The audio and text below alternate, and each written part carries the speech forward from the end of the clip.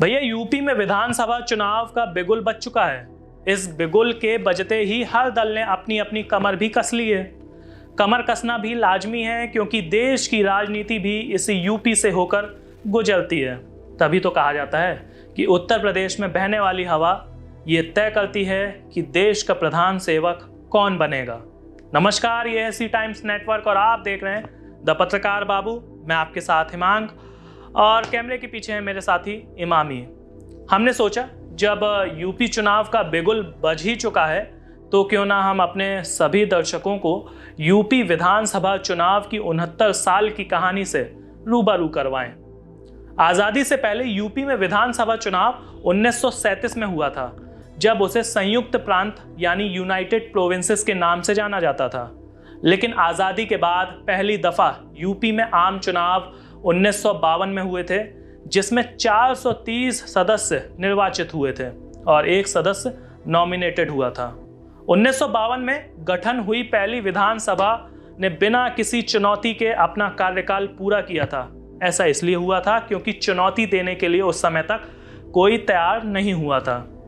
1955 में तत्कालीन मुख्यमंत्री गोविंद बल्लभ पंत को जब केंद्र में दिल्ली बुला लिया गया, तब बिना किसी उठक पटक के डॉक्टर संपूर्णानंद को उत्तर प्रदेश का दूसरा मुख्यमंत्री बनाया गया। हालांकि सत्तारूढ़ उत्तर प्रदेश कांग्रेस अपनी गुटबाजी के लिए तब भी बदनाम था, परंतु पंडित पंत के रहते गुटों पर लगाम बनी रही। लेकिन जैसे ही पंत जी दिल्ली जाते हैं, वैसे ही कमलापति त्रिपाठी और चंद्रभान गुप्ता और चौधरी चरण सिंह का गुट फुटबॉल की तरह चरम पर पहुंच जाता है। 1957 में दूसरी विधानसभा का गठन होता है और इस विधानसभा चुनाव में भी कांग्रेस के हाथों में दोबारा सत्ता आती है और फिर से संपूर्णानंद यूपी के मुख्यमंत्री बनते हैं। लेकिन कमलापति त्रिपाठी और चंद्रभान की हरकतों के चलते संपूर्णानंद को वर्ष 1960 में अपने पद से इस्तीफा देना पड़ा। बचे हुए कार्यकाल में चंद्रभान गुप्ता को मुख्यमंत्री बनाया गया। वर्ष 1962 में चंद्रभान के नेतृत्व में फिर से यूपी में कांग्रेस की सरकार बनी और दोबारा चंद्रभान मुख्यमंत्री बने यूपी के। परंतु पार्टी में आंतरिक कलह के चलते चंद्रभान को हटाकर सुचेता कृपलानी को यूपी का मुख्यमंत्री बनाया गया। इस समय तक प्रदेश की राजनीति की खासियत ये थी कि तमाम गुटबाजियों के बावजूद कांग्रेस दल को कोई भी बड़ी टूट फूट नहीं झेलनी पड़ी और तीनों विधानसभा का कार्यकाल कांग्रेस ने अच्छी तरह से पूरा किया। अब हम रुख करते हैं चौथी विधानसभा की तरफ, जहां पर विघटन और अस्थिरता का दौर शुरू हुआ और स्थिरता खत्म हुई। लंबे समय से चरण सिंह कांग्रेस में अपनी स्थिति से नाराज थे और पार्टी के ब्राह्मण, बनिया, ठाकुर या ऊंची जाति वाले नेतृत्व से नाराज थे। चरण सिंह की चंद्रभान गुप्ता से कभी ओबीसी उम्मीदवार को पुलिस भर्ती में उम्र में छूट, तो कभी किसानों के लिए जाने वाले टैक्स में 50% बढ़ोतरी जैसे सवालों पर चरण सिंह की ठनती रहती थी चंद्रभान गुप्ता से।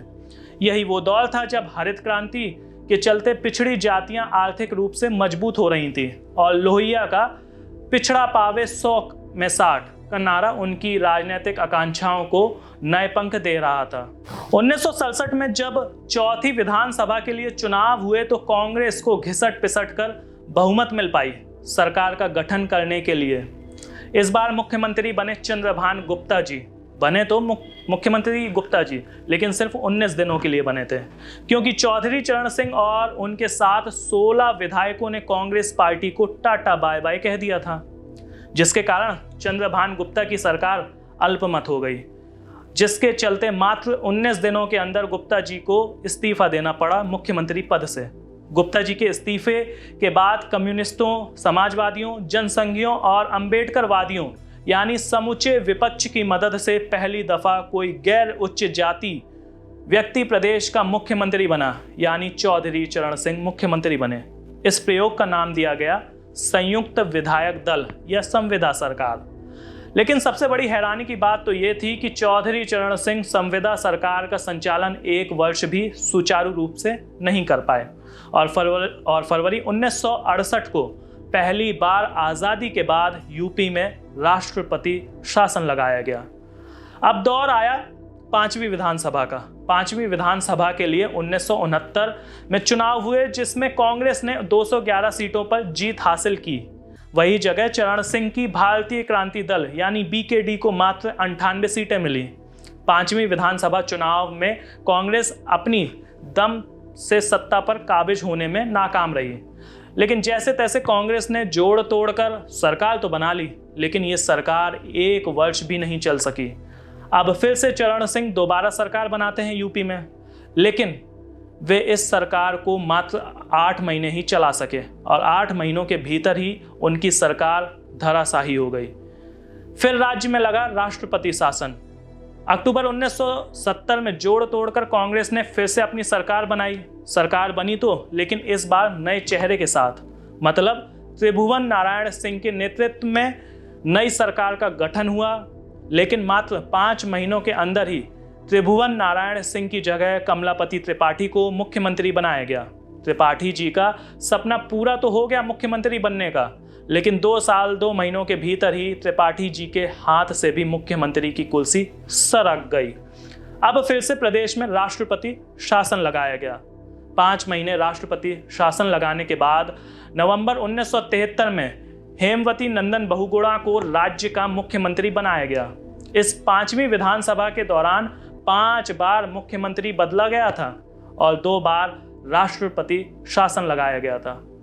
अब हम आपको अपने अगले वीडियो में बताएंगे, अगले शो में बताएंगे 6वीं विधानसभा से लेकर के 13वीं विधानसभा तक के बारे में बड़े तफसील से बताएंगे। तब तक के लिए आप स्वस्थ रहें, सुरक्षित रहें और जुड़े रहें सी टाइम्स नेटवर्क के साथ।